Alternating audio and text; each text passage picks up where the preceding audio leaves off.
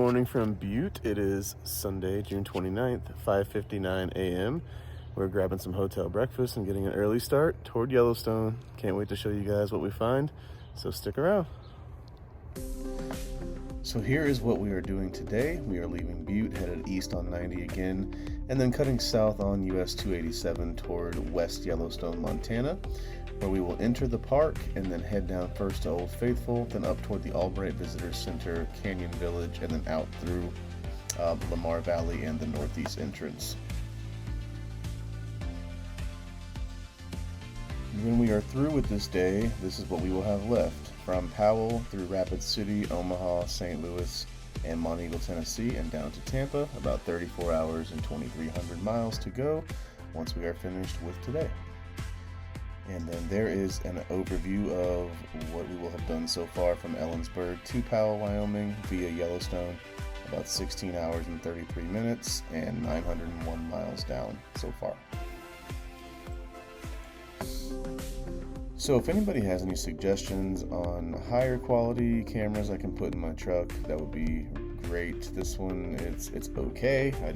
Obviously the quality is something like out of the 1980s, but it's kind of cool, I guess. So here we are, just making our way down 287 through Montana into the West Yellowstone entrance to the park. So it's a very big national park with multiple entrances. The first thing we saw once we got in was the steam coming from all of these geysers. So this is the lower geyser basin. I had to pull my truck over and get some video here because it was just so cool to see all the steam rising from these. These are a bunch of no-name geysers. They have so many of them, hundreds probably throughout the total park. And we obviously ended up at Old Faithful, the most trusted geyser as far as predictable eruptions. It's not the biggest, doesn't erupt for the longest amount of time, but it is predictable. So they're able to pinpoint within about 10 minutes either way when this thing's going to erupt, although waiting for it was like lighting a firework and then walking away and it doesn't go off. There was a lot of boiling water that would come out and then it would go away before the eruption. So we probably waited an extra 10 minutes beyond their prediction before this thing actually erupted. But once it did, it was pretty cool. The water shoots up about 200 feet. It's one of those things, when you see one, you've probably seen them all, so we didn't feel the need to stop at a bunch of these. We did see another one going off in the distance before Old Faithful erupted, so we got our geyser fix in pretty quickly, and then just got back in the truck and went on to see some other things. So I'll let you watch Old Faithful here for a few seconds.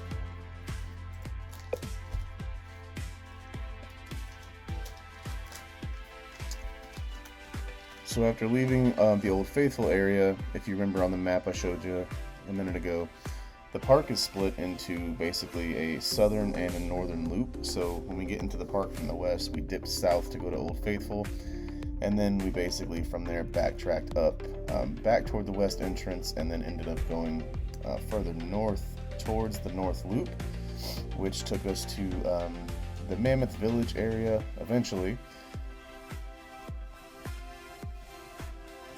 And we did stop to see Gibbon Falls along the way. There are plenty of waterfalls in this park to look at.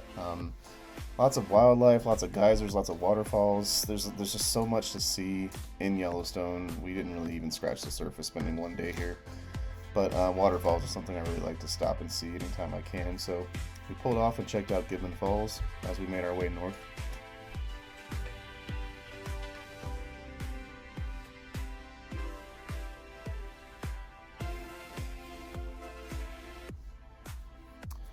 Then we found a nice quiet spot to pull off and park next to a picnic table and have some lunch. We came prepared to spend all day in the park, so we had a cooler full of food and drinks, and we were able to stop here at this quiet spot and have a little picnic style lunch. This is a 6-mile kind of off the beaten path, unpaved road that was recommended to us to check out for some possible wildlife sightings. It's just takes you off the road for about 6 miles and brings you back to the Grand Loop, but all we saw were a couple of chipmunks and nothing else. So we got off of that, continued on the Grand Loop, and headed down toward Canyon Village.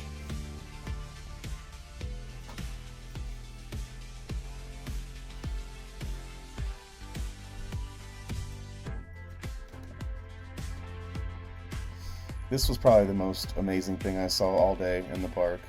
This is the Yellowstone River running through what's called the Grand Canyon of Yellowstone, and there really were no words for me to describe this, so I'll just let you watch. It took us a little out of our way, probably about 37, 38 miles out of our way, technically, the way we were going, but it was definitely worth dipping down to see that. So this is the drive through Lamar Village where you see the most wildlife. So here's a buffalo that just absolutely does not care about the fact that we have to drive, and he's just standing in the middle of the road, not doing anything but glaring at us and blocking traffic. So we continue to drive through Lamar Valley. There are just tons of bison all over the place. We did see an elk at one point and some other animals, but this area is really dominated by bison, and there's just herd after herd as you drive through Lamar Valley.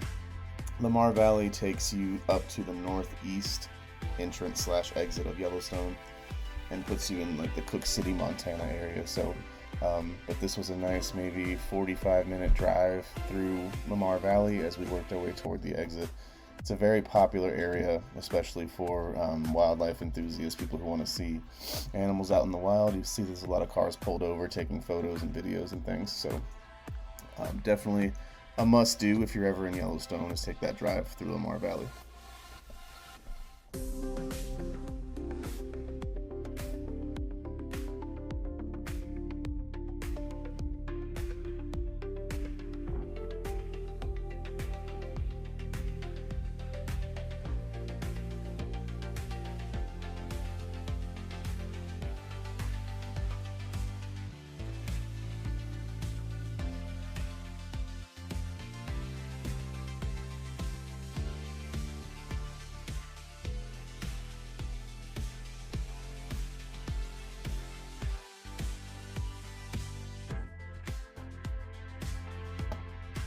So we've arrived here at the northeast exit of Yellowstone National Park. We're entering the Gallatin National Forest area here near Cook City, Montana.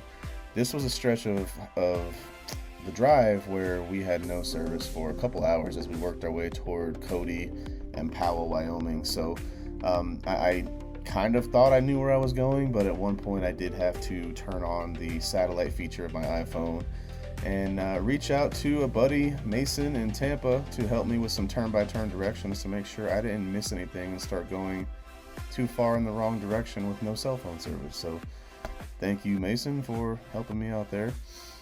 This is just the last bit of our drive through the northern part of Wyoming. We did dip back into Wyoming eventually on US 212 and continued making our way toward Powell. So we stopped for dinner at Millstone Pizza in downtown Powell. Megan and I and Vinny had pizza. Abigail got a corn dog. And this is where we'll end for the night. Did not get video of our food or the hotel because we're tired. So here's a sneak peek at where we are headed tomorrow. We'll see you from Mount Rushmore. Bye, everybody.